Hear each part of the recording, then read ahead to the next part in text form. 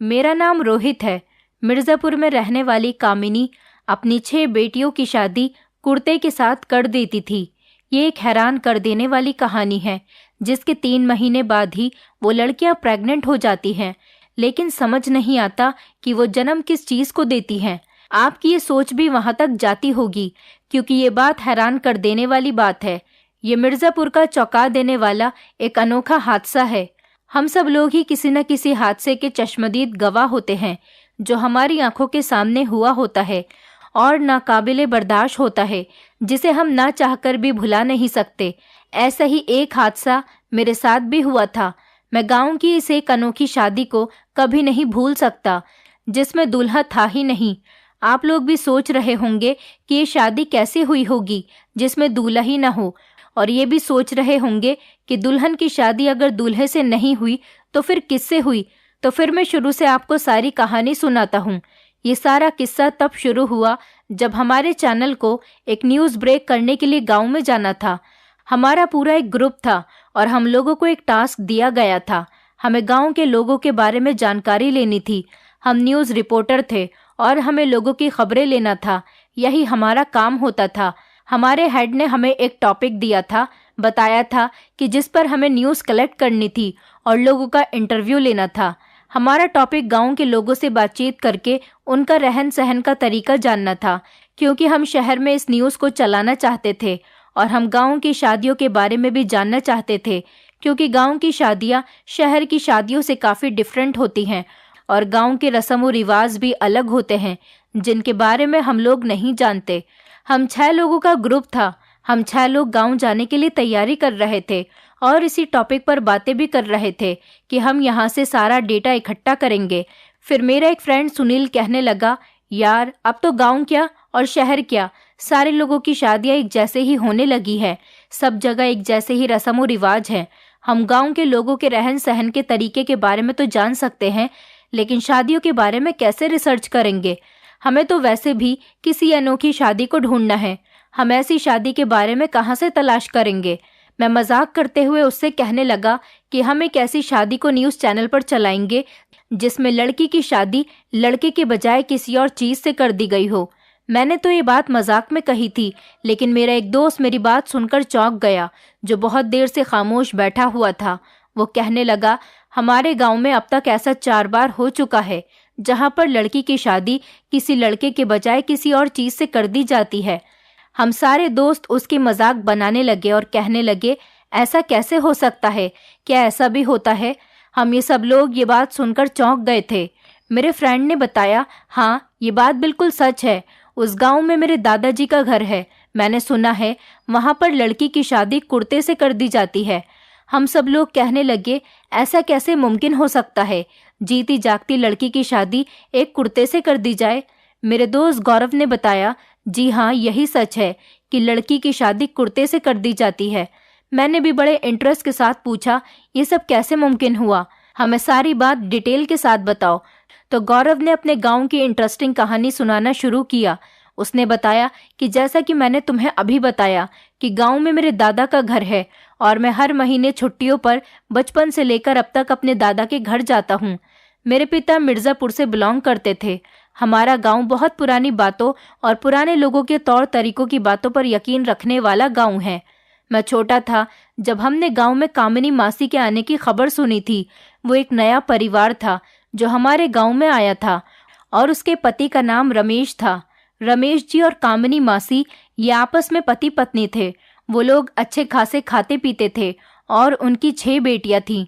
उनकी चौथे नंबर वाली बेटी लगभग 22 साल की है, लेकिन बचपन में वो अक्सर अपनी बहनों के साथ मिलकर खेतों में आकर हमारे साथ खेला करती थी। कुछ टाइम गुजरा तो उनके घर पर परेशानियों के पहाड़ टूट पड़े थे। कामिनी मासी का पति टाइफाइड हो जाने की वजह से बुरी तरह से बीमार हो गया था और उसी बीमारी की वजह से वो मर गया। वो 6 बहनें बेचारी अनाथ हो गईं। उनका कोई भाई भी नहीं था। उसके बाद कामिनी मासी ने अपनी बेटियों का घर से निकलना भी बंद कर दिया और उनका स्कूल जाना भी छुड़वा दिया। आस पड़ोस के लोगों ने जब इस बात का विरोध किया तो उन्होंने कहा कि अब मैं अपनी बेटियों की रखवाली नहीं कर सकती, इसलिए मैंने उनको घर में ही रहने दिया है। कामिनी मासी ने गांव की औरतों के लिए अपने घर में एक छोटी सी दुकान बना ली थी, जहां पर वो औरतों का आयुर्वेदिक दवाओं से इलाज करने लगी थी और हमेशा उनके इलाज से औरत ठीक हो जाती थी। इसलिए गांव की हर औरत अपनी मामूली से मामूली परेशानी लेकर भी उनके पास जाती थी। इसलिए बहुत सारी औरतें उनके पास आती थीं। गौरव यहाँ तक की बात सुनाकर खामोश हो गया था, लेकिन फिर मेरे दूसरे फ्रेंड ने उसे रोक दिया और कहा कि यार, तुम तो हमें अनोखी शादी के बारे में बताओ जिसमें लड़की की शादी एक कुर्ते के साथ की गई है। मेरा फ्रेंड गौरव जो कहानी सुना रहा था वो कहने लगा कि हाँ, इसी तरफ तो आ रहा हूँ, अभी तुम लोग थोड़ा सब्र रखो। गौरव ने कहा कि हाँ, तो मैं ये बता रहा था कि कामिनी मासी हमारे गांव की एक ऐसी औरत बन गई थी जो दूसरी औरतों का आयुर्वेदिक इलाज किया करती थी। हैरत की बात ये थी कि जब तक उसका पति जिंदा था तब तक किसी को भी इस बात की भनक भी नहीं थी कि ये लोगों का इलाज भी करती है, कि उनके पास ऐसी दवाएं हैं जिससे लोगों को फर्क हो जाता है। पति के मरने की देर थी कि उनकी सारी खूबियां लोगों के सामने खुलकर आने लगी थीं। हमारे गांव के लोगों के इरादे बहुत कमजोर हैं, इसलिए जल्दी उन्होंने कामिनी मासी को ही अपना सब कुछ मान लिया था। यहाँ तक बात रहती तो ठीक थी, मगर एक दिन कामिनी मासी ने एक अजीब बात कर दी। ऐसा फैसला किया कि जिसे सुनकर लोग दंग रह गए थे। कामिनी मासी ने अपनी बड़ी बेटी की शादी किसी इंसान से फिक्स करने के बजाय किसी ऐसे कुर्ते से कर दी जो सफेद रंग के लट्ठे के कपड़े का कुर्ता था। उस दिन गांव का बच्चा बच्चा हैरत में पड़ गया था और लोग तरह तरह की बातें बना रहे थे कि कामिनी को क्या सूझी है कि वो अपनी बेटी की शादी एक कुर्ते से कर दी। मगर किसी ने कामिनी मासी से ये सवाल नहीं किया था। कामिनी मासी ने सारे गांव के सामने कहा कि मैं तुम सबके सामने अपनी बेटी की शादी कुर्ते के साथ कर रही हूँ। तुम सब लोग अच्छी तरह से देख लो, इसमें बिल्कुल भी झूठ नहीं। मेरी बेटी इस कुर्ते के साथ अपनी आगे की जिंदगी गुजारेगी और तुम लोग देखना कि शादी के बाद ये बच्चा भी पैदा करेगी। उसने अपनी दुल्हन बनी बेटी के मंडप के पास कुर्ता रख दिया और सारे ही लोग बड़ी हैरानी से उसे देखने लगे और पंडित जी ने मंत्र पढ़ने शुरू किए। उसके बाद उनकी बेटी की शादी कुर्ते के साथ हो गई थी। लेकिन उस टाइम मेरी उम्र 15 साल थी और जिस लड़की की शादी हो गई थी वो लड़की 17 साल की थी। मैं तो उस टाइम खुद बच्चा था। बाकी की डिटेल मुझे याद नहीं। इतना याद था कि शादी होने के बाद दुल्हन ने वो कुर्ता पहन लिया था और वो बुरी तरह से रो रही थी और सारा गांव खामोश खड़े होकर उनका तमाशा देख रहा था, क्योंकि गांव वाले भी बड़े हैरान हो रहे थे। और तुम लोगों को भी ये जानकर हैरानी होगी, जिस लड़की की शादी एक कुर्ते के साथ हुई थी वो 3 महीने बाद ही प्रेग्नेंट हो गई थी और उसके बाद उसने एक लड़की को भी जन्म दिया था। गौरव की बात सुनकर तो हम लोग भी सच में हैरान हो गए थे। ये कैसे हो सकता है कि एक लड़की की शादी एक कुर्ते से कर दी और उसके बच्चे को भी जन्म दिया। ये तो सच में ही बहुत इंटरेस्टिंग स्टोरी थी। जब मैंने यही सवाल गौरव से किया तो वो कहने लगा, अब मुझे ये नहीं पता उसके यहाँ बच्चे ने कैसे जन्म लिया। उसके बाद कामिनी मासी की दूसरी बेटी की शादी भी पूरे 2 साल बाद फिक्स कर दी और दूसरी के बाद तीसरी, और एक एक करके सारी बेटियों की शादी कुर्ते के साथ ही हो जाने के बाद उनकी बेटियां प्रेग्नेंट हो जाती थीं। लेकिन अभी उनकी 2 बेटियां कुंवारी बची हैं। सारे गांव में कामिनी मासी की खूब तारीफ हो रही थी। सारे गांव के लोग उनके फैन हो गए थे। गौरव के मुंह से ये कहानी सुनकर मैंने एक बार फिर गौरव से पूछा, मतलब तुम्हारे गांव में ये अजीबोगरीब शादी होने वाला हादसा सच्चा ही है ना? झूठ तो नहीं है? कहीं तुम हमें बेवकूफ़ तो नहीं बना रहे ना? ये ना हो कि हम इस केस पर काम करें और बाद में पता चले कि ये सब कुछ झूठ था। ये सब सुनकर गौरव कहने लगा, अरे तुम लोग पागल हो गए हो क्या? मैं तुम लोगों से झूठ क्यों बोलूँगा? आखिर ये हमारा काम है। बल्कि मैं तो चाहता हूँ कि हमें इसी काम पर फोकस करना चाहिए। हमें अपनी न्यूज़ इकट्ठी करने के लिए हमारे गाँव चलना चाहिए। तुम लोग एक बार मेरे साथ चलकर देख लो। अगर तुम लोगों को यकीन नहीं आए तो हम लोग किसी और दूसरे गांव चलेंगे, वहां जाकर अपने केस पर काम करेंगे। मेरे पिताजी बता रहे थे कि कामिनी मासी फिर से अपनी छोटी बेटी की शादी कुर्ते के साथ करने जा रही हैं। मैंने कहा, तो फिर ठीक है, हम लोग गौरव के साथ ही उसके गांव जाकर अपना काम स्टार्ट करेंगे और अपनी आंखों से जाकर देख लेंगे। अगर ये न्यूज़ लोगों के सामने लाई जाएगी तो इसमें हमारा बहुत ज़्यादा फायदा होगा। वैसे भी हमें गांव पर ही न्यूज़ बनानी थी, इसलिए हमारे लिए गौरव का गांव बेस्ट लग रहा था। 2 दिन के बाद ही हम लोग गौरव के गांव जाने के लिए रवाना हो गए थे। लेकिन हम 6 लोग नहीं बल्कि 4 लोग ही गए थे, क्योंकि हमारे 2 दोस्तों को एक इम्पॉर्टेंट काम आ गया था।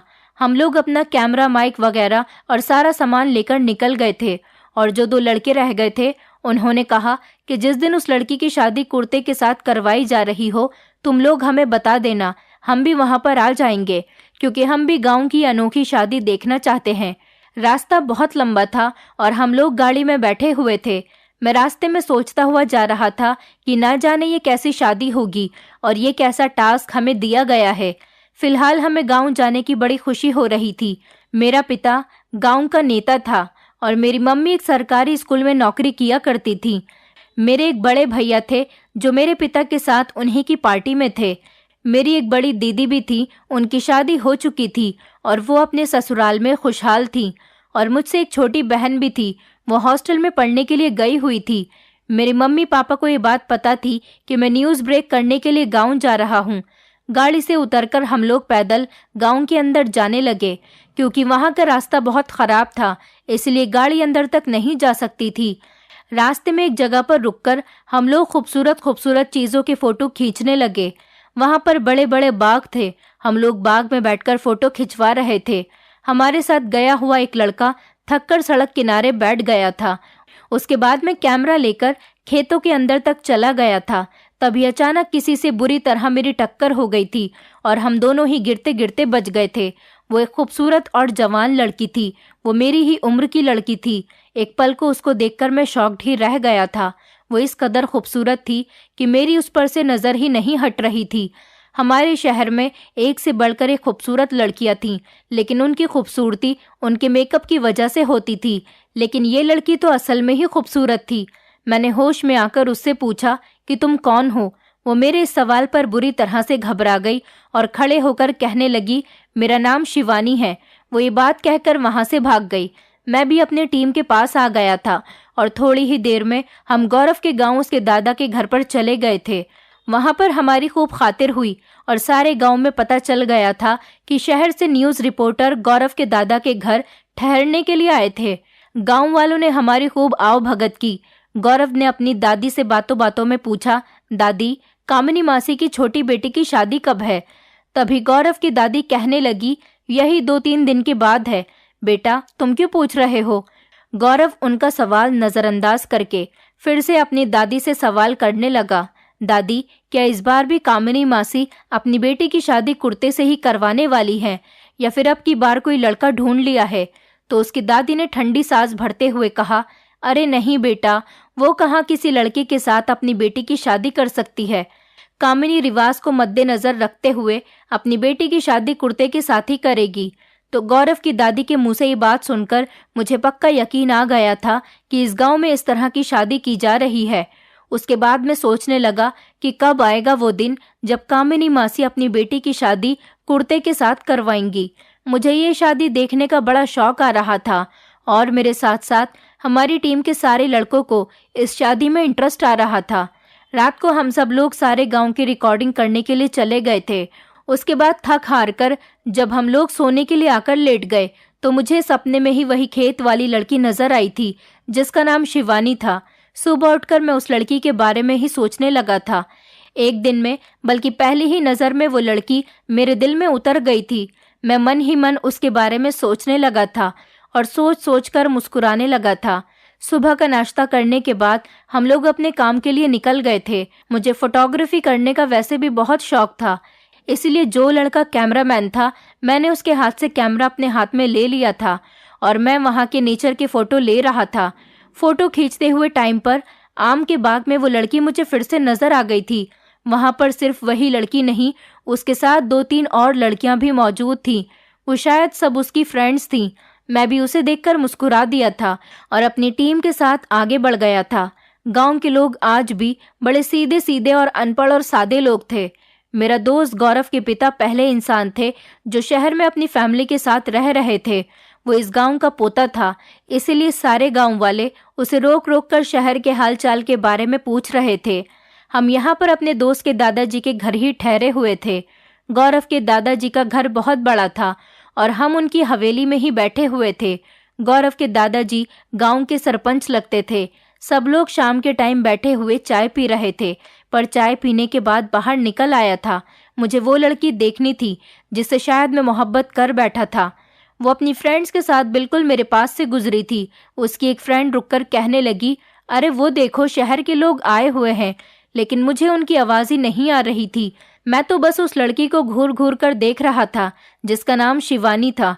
तभी उस लड़की के दोस्त ने कहा, अरे साहब, हमारी शिवानी को नज़र मत लगा देना, इतने घूर घूर कर मत देखो। ये सुनकर बाकी सारी लड़कियां हंसने लगी थीं। मैं शर्मिंदा होकर अपने दोस्त के घर आ गया था। उसके बाद हम लोग अपनी टीम के साथ चले गए।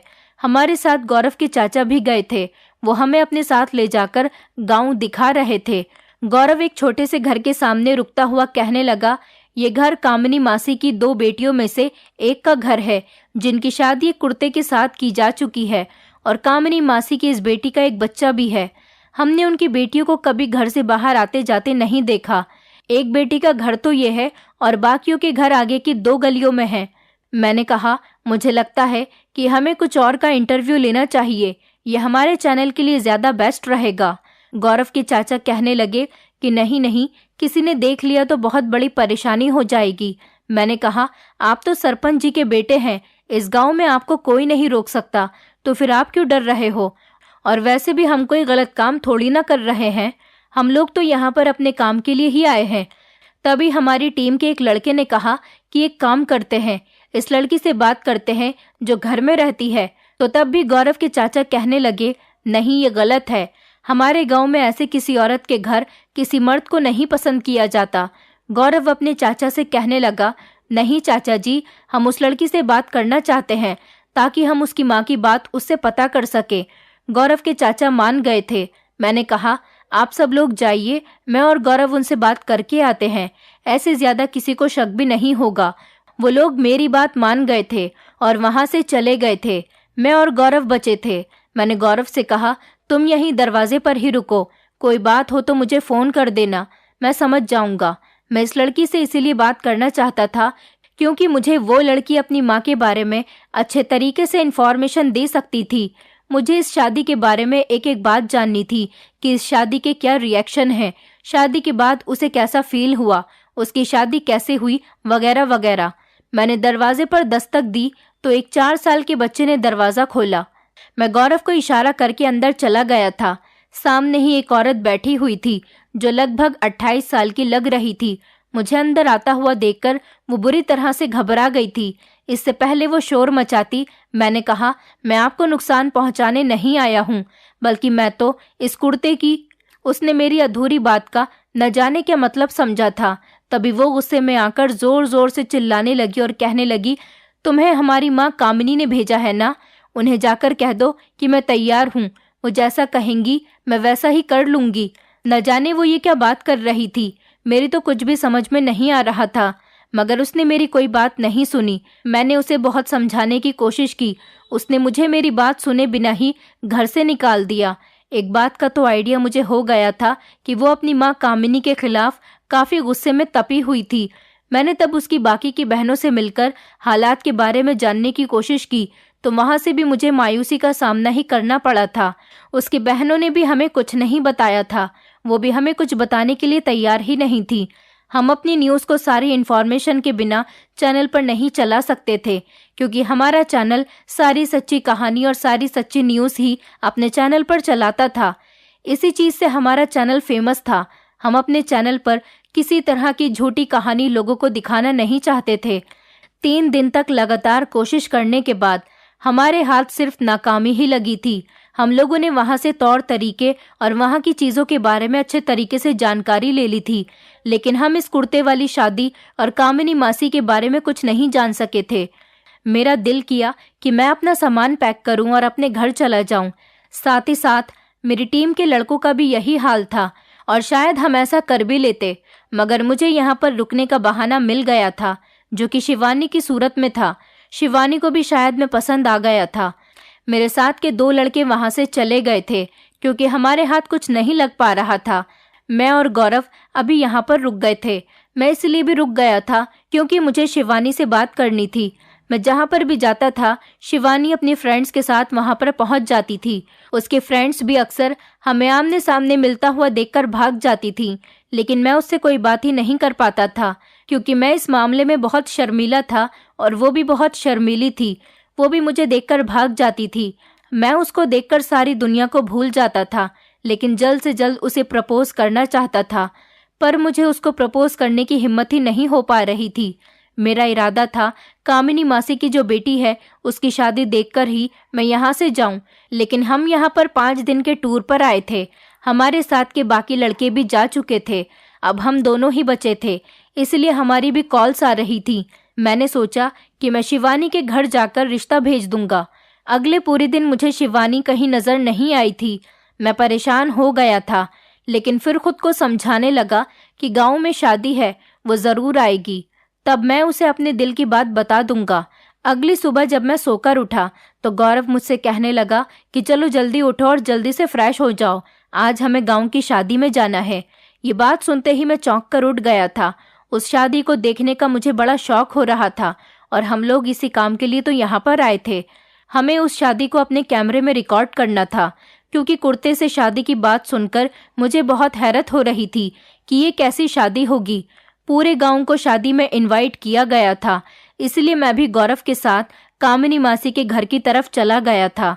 सभी लोग कह रहे थे पहले भी अपनी 4 बेटियों की शादी कर चुकी है, लेकिन जिस बेटी की वो शादी कर देती है वो बेटी अपनी दूसरी बहन की शादी पर नहीं आती। इसी तरह से अब की बार 5वीं बहन की शादी थी और बाकी की 4 बहनें भी इस शादी पर नहीं आएंगी। हम सब लोग गांव के मंदिर के बाहर पंडाल में बैठे हुए थे, क्योंकि शादी मंदिर से ही थी। यहाँ पर तकरीबन सारे लोग ही मौजूद थे।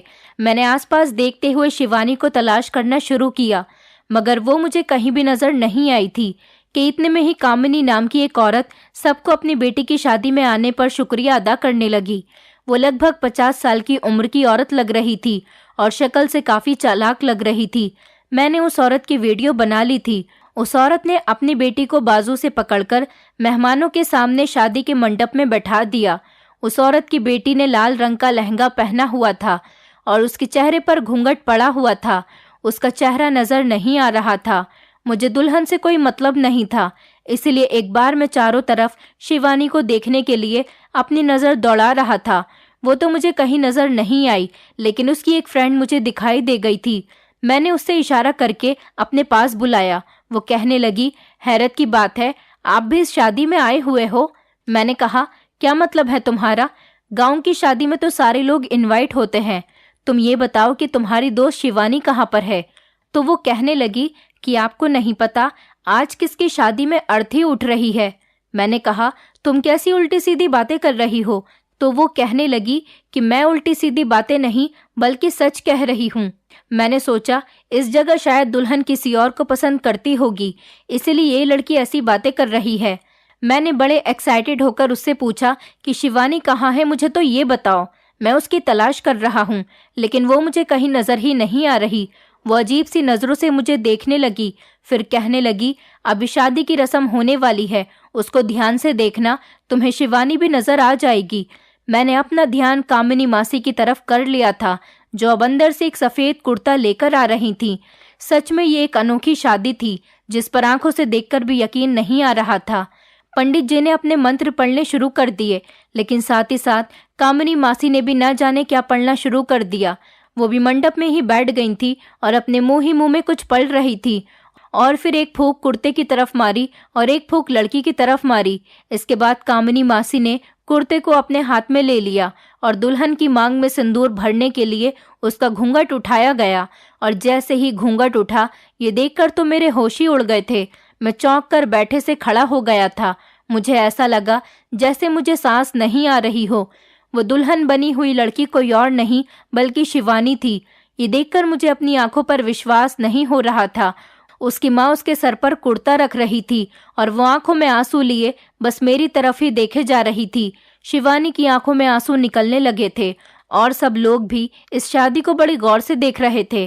कामिनी मासी ने अपने एक हाथ में कुर्ता लिया और उसी हाथ से शिवानी की मांग भर दी। मैं तो देखने यहाँ पर अनोखी शादी आया था, लेकिन जो मैं अपनी आंखों से देख चुका था उसको देखकर मेरे सर पर आसमान टूट पड़ा था।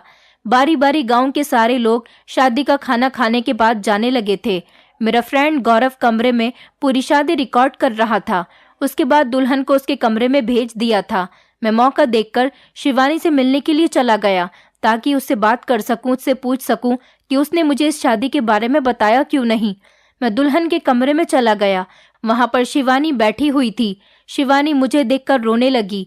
मैंने उससे पूछा, तुमने मुझे इस बारे में बताया क्यों नहीं? वो रोते हुए अंदाज में कहने लगी, मैं आपको इस बारे में क्या बताती, ऐसा होना तो मेरी किस्मत में ही लिखा हुआ था और मेरे साथ एक दिन ऐसा ही होना था। वो बुरी तरह से रो रही थी।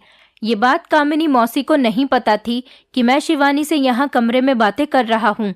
शिवानी ने कहा, आप जाओ यहाँ से, अगर माँ ने देख लिया तो बहुत बड़ी मुसीबत आ जाएगी। उसने मुझे जबरदस्ती भेज दिया।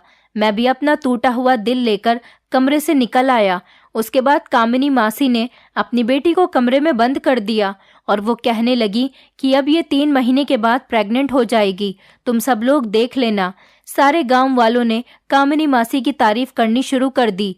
मैं ये सब कुछ सुनकर हैरान रह गया था कि आखिर ऐसा कैसे हो सकता था। मुझे तो होश तब आया जब मेरे दोस्त ने मुझे झंझोड़ कर रख दिया।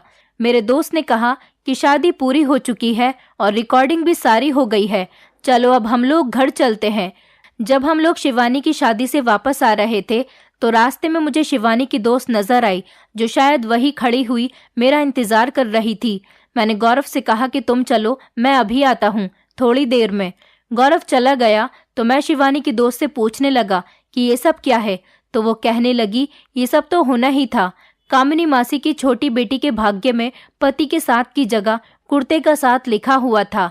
शिवानी के दोस्त ने बताया कि शिवानी आपको पसंद करने लगी थी मगर आपको बता नहीं पाई। मैंने कहा, प्यार तो मैं भी शिवानी से बहुत करता हूँ, मगर मुझे समझ नहीं आ रहा कि अब मैं क्या करूँ। अब तो उसकी शादी कुर्ते के साथ कर दी गई है। शिवानी की दोस्त कहने लगी, ऐसी शादी बेमतलब होती है, ऐसी शादी का कोई मतलब नहीं होता। भला किसी कुर्ते के साथ भी जिंदगी गुजारी जा सकती है क्या?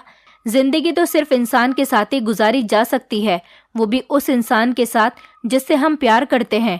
साहब, आप मेरी मानो तो शिवानी को लेकर यहाँ से भाग जाओ, क्योंकि अगर आपने ये कदम अभी नहीं उठाया तो शिवानी भी अपनी बहनों की तरह प्रेग्नेंट हो जाएगी। मैंने उलझते हुए उसके दोस्त से पूछा, एक बात बताओ, लड़कियों की शादी अगर एक कुर्ते से हो रही है तो फिर लड़कियां प्रेग्नेंट कैसे हो सकती हैं? वो कंधे उचकाकर कहने लगी, पता नहीं ये सब कैसे हो रहा है। काफी लोगों का कहना है कि वो कुर्ता किसी आत्मा का कुर्ता है और कामिनी मासी अपनी बेटियों की शादी किसी भूत प्रेत या किसी आदमी की आत्मा वगैरह के साथ करवा देती हैं, इसलिए वो प्रेग्नेंट हो जाती हैं। मैंने कहा, ये सारी बातें फिजूल की बातें होती हैं, ऐसा नहीं हो सकता, बात कुछ और है। मगर मैं वहां रहकर सच्चाई के बारे में पता नहीं कर सकता था, क्योंकि उसकी जिंदगी बर्बाद होने से मुझे बचानी थी, इसलिए मुझे उसके दोस्त की दी हुई राय को ही मानना था। मगर किसी की बेटी को घर से भगाना बहुत बुरा काम होता है। मगर मैं शिवानी को सारी जिंदगी एक कुर्ते के हवाले तो नहीं कर सकता था।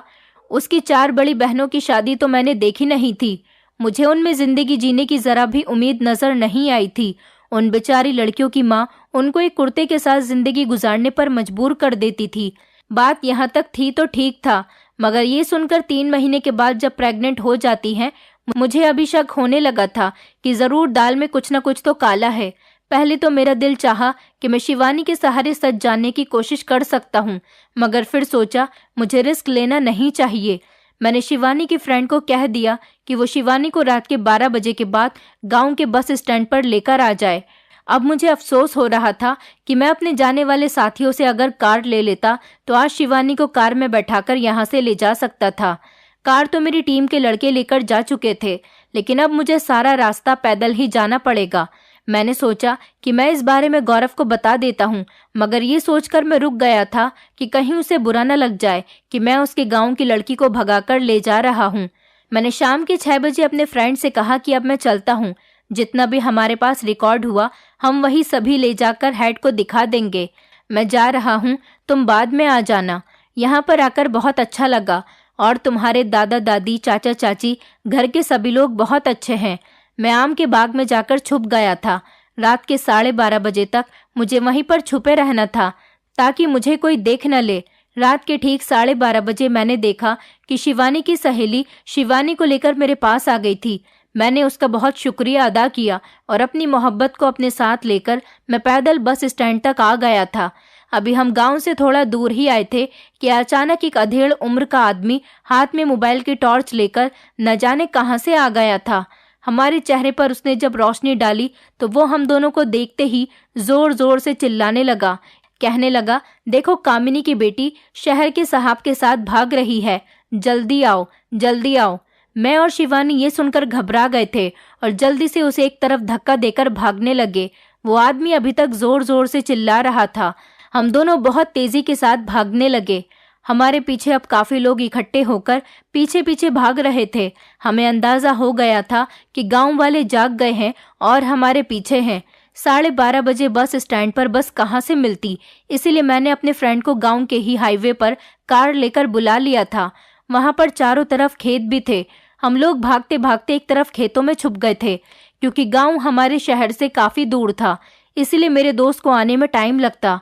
हम लोग छुपकर अपने दोस्त के आने का इंतजार कर रहे थे। मेरा दोस्त 2 घंटे में गांव के हाईवे पर पहुंच गया था। गांव वाले हमें तलाश कर रहे थे, लेकिन हम अंधेरे में ही झाड़ियों के पीछे छुपे बैठे हुए थे। हम किसी को नजर नहीं आए। जैसे ही मेरा दोस्त आया, हम लोग जल्दी से उसकी गाड़ी में बैठ गए और एक झटके से गाड़ी आगे बढ़ गई। उसी टाइम मेरे मोबाइल पर गौरव का फोन भी आ गया था। वो बहुत घबराया हुआ था और कहने लगा कि कामिनी मासी के प्रेशर में आकर मैंने उनको तुम्हारे घर का एड्रेस दे दिया है। हो सकता है वो पुलिस लेकर तुम्हारे घर पर आ जाएं। अब आगे के हालात तुम खुद संभाल लेना। वो लोग सुबह ही तुम्हारे घर पर पहुंच जाएंगे। लगभग 2 घंटे में मैं अपने घर पर पहुंच गया था। घर पहुंचते ही मैंने अपने पेरेंट्स को सारी बात बता दी थी। वो मेरे शिवानी को भगाकर लाने पर सख्त नाराज हुए थे, लेकिन फिर कहने लगे कि उन्हें पूरा यकीन है उस लड़की की मां सुबह को पुलिस लेकर हमारे दरवाजे पर खड़ी होगी।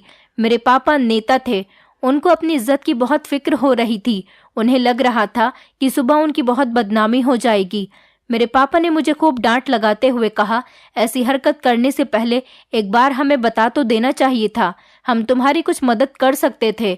मैंने अपने पापा से कहा, पापा आप खुद सोचो, इस लड़की की माँ ने इसकी शादी एक कुर्ते से कर दी और सारे गांव में फेमस कर दिया कि ये लड़की बहुत जल्द ही प्रेग्नेंट हो जाएगी। भला किसी कुर्ते से कोई लड़की प्रेग्नेंट कैसे हो सकती है? इसकी बाकी की बहनों की शादी भी कुर्ते से हुई, उनके पास बच्चे हैं। ये भी सोचने वाली बात है। मैं शिवानी से बहुत प्यार करता हूँ। ऐसी सिचुएशन में मैं इसको वहां पर कैसे छोड़ सकता था? मुझे तो शक है कि इसकी बहनों के साथ भी कुछ ना कुछ जरूर गलत हुआ है। मैं तो कहता हूँ कि आप उल्टा पुलिस भेजकर कामिनी मासी को अरेस्ट करवा लो। मेरे पास कामिनी मासी की इस घटिया शादी की सारी रिकॉर्डिंग कैमरे में मौजूद है। मैं ये सारी न्यूज़ कल जाकर ही हेड को दे दूंगा और कल इस शादी का पूरा वीडियो न्यूज़ चैनल पर दुनिया के लोग देख रहे होंगे कि ये औरत कैसे कुर्ते से शिवानी की शादी करवा रही है। मेरे पापा को ये बात बहुत पसंद आई थी, इसलिए उन्होंने फौरन ही डीआईजी साहब को फ़ोन किया और लगभग सुबह के 4 बज चुके थे जब पुलिस की भारी टीम हमारे साथ दोबारा से उस गांव की तरफ चली गई। वहां पहुंचते पहुंचते हमें सुबह के 7 बज गए थे।